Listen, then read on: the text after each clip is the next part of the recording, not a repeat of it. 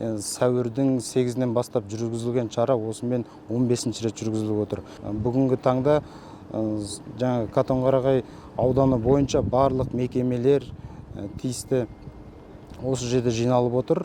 200-ге жуық адам жиналып, бүкіл Катонқарағай ауданының 7 ауылдық округ болса, барлығына шығып, барлығына қамтамасыз етіп, Таза Қазақстан акциясын бір адамдай жұмылдырып жұмыс жасаймыз деп шығып отырмыз. Аманат партиясының қолдауымен Аманат партиясы қолға алып, үлкен республикалық акцияны жүзеге асыруда. Бүгін міне Катонқарағай ауданында да үлкен акция, Таза Қазақстан акциясы, Таза бейсенбі акциясы жүруде.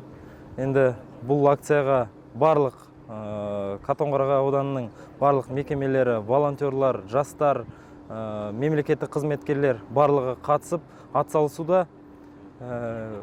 Бұл өте бір керемет акция, өйткені өзіміздің жеріміз әрбір Қазақстанның азаматына керек.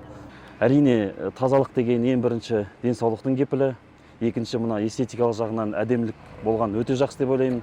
Сондықтан да біз осыны қорғау үшін, біздің болашақ ұрпағымызға үлгі болып, осыны біз болашақ ұрпаққа сыйлау үшін осы экология акцияға қатысып жатырмыз.